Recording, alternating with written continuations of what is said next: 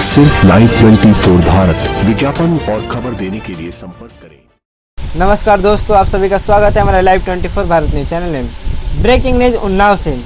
सौतन ने पति को उतारा मौत के घाट। उन्नाव कोर्ट ने आरोपी पत्नी पर मुकदमा पंजीकृत करने के लिए कोतवाली गंगा घाट प्रभारी को निर्देश पारित किए। महिला एक पति 4 लुटेरी दुल्हन अनीसा खातून ने किया बड़ा कमाल। चर्चित मामला एडवोकेट इसरार हुसैन कोतवाली गंगा घाट का है।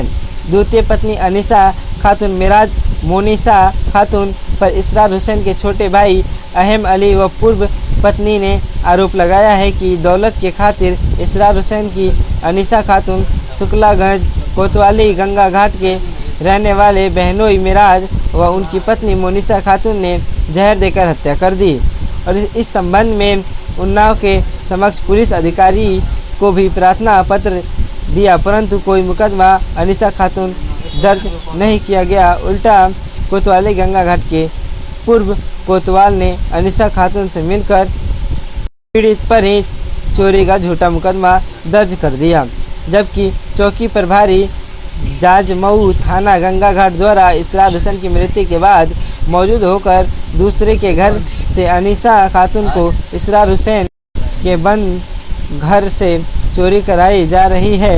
जब न्याय देने वाले हत्या के कातिल पत्नी को इस तरह का संरक्षण दे तो पीड़ित न्याय मांगने किसके घर जाए। पीड़ित बेबस होकर न्याय की आस लिए माननीय न्यायालय CGM उन्नाव कोर्ट गया और वाद 133/4 BNSS का दाखिला कराया। न्यायालय के न्यायाधीश द्वारा पूरे सबूतों को देख कातिल पत्नी अनीसा खातून व बहनोई मिराज एवं उनकी पत्नी मोनिसा खातून पर सुगंध धाराओं में मुकदमा दर्ज करने के निर्देश पारित किए। अब देखना यह होगा पूर्व पत्नी और देवर अहम अली ने उन्नाव के पुलिस अध्यक्ष से इसरार हुसैन की दूसरी पत्नी अनीसा खातून मिराज अहमद मोनिसा खातून पर कार्रवाई करने की मांग कर न्याय की गुहार लगाई। अब देखना होगा सच्चाई न्यूज चैनल पर प्रकाशित करने के उपरांत पुलिस अध्यक्ष उन्नाव इस मामले से संज्ञान लेकर दोषी आरोपी पर कार्रवाई करने के कोतवाली गंगा घाट को निर्देश देते हैं या नहीं। लाइव 24 और साप्ताहिक समाचार दिल्ली शहर खबर जनपद उन्नाव से नफीस खान की एक खास रिपोर्ट।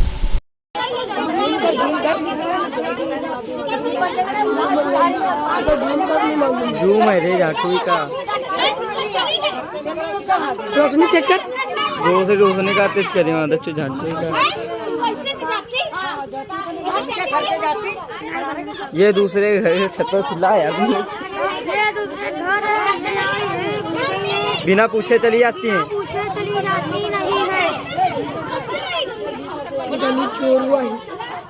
पता नहीं कहाँ से आई हैं ये लोग।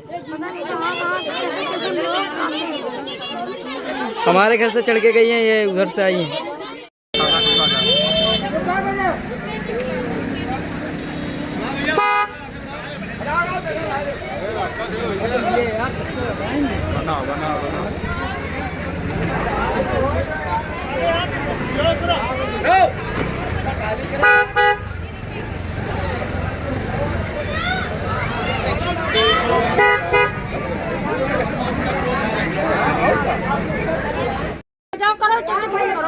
कहाँ से घुस गए ये लोग?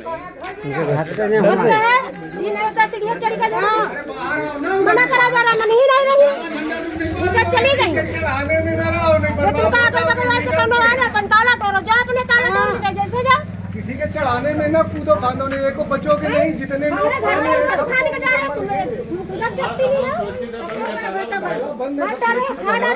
हमारा ये सामान नहीं है। अपन ताला तोड़ो, अपने घर पे जैसे जाओ, सड़क घर पे आदेश नहीं। हमारे घर निकाल दो, हमारे घर से, हमारे घर से हाँ भैया वाली बात नहीं। मम्मी निकल तुम ना बोलो ज्यादा, झूम कर झूम ताला लगे खोल लिए, खोल दो उसको, उतरने दो उसको। पता ही ना उतर घर पे घर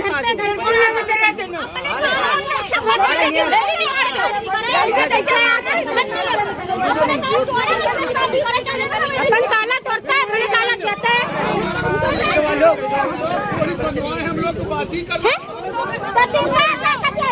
तुम ताकत का है दूसरे करते हैं हैं? तुम खड़े हैं, पुलिस वाले सब खड़े हैं देखो। तुम खड़े हैं,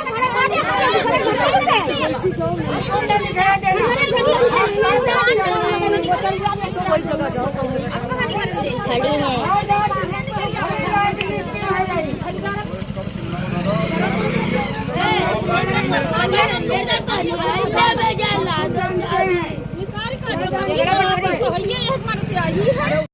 क्या नाम है आपका? क्षमा परवीन, किस जनपद जिले के निवासी है? 9 जनपद के निवासी। क्या मामला है?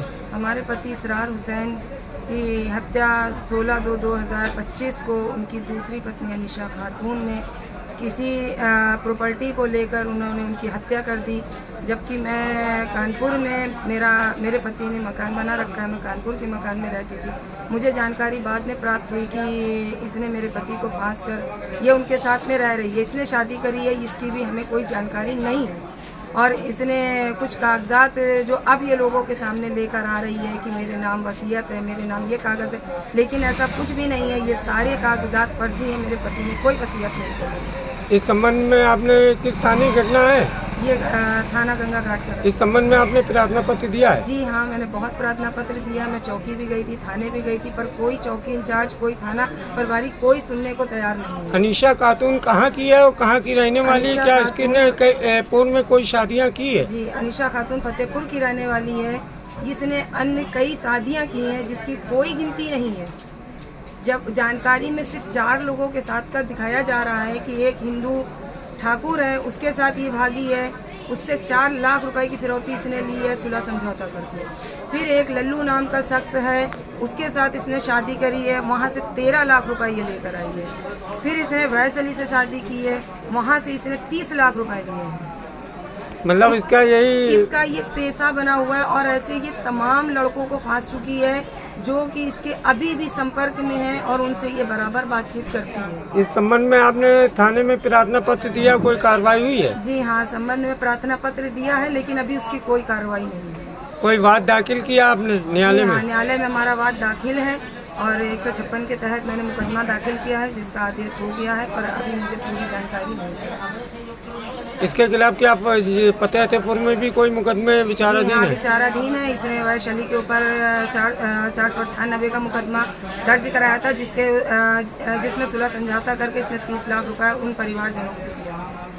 आप इस संबंध में उन्नाव पुलिस प्रशासन से क्या कहना चाहती है? पुलिस प्रशासन से यही कहना चाहते हैं कि कातिल को बढ़ावा ना दिया जाए, जो सत्य है उस पर घटना को देखकर उस घटना की रिपोर्ट दर्ज की जाए और उसे कड़ी से कड़ी कार्रवाई पर सजा दी जाए।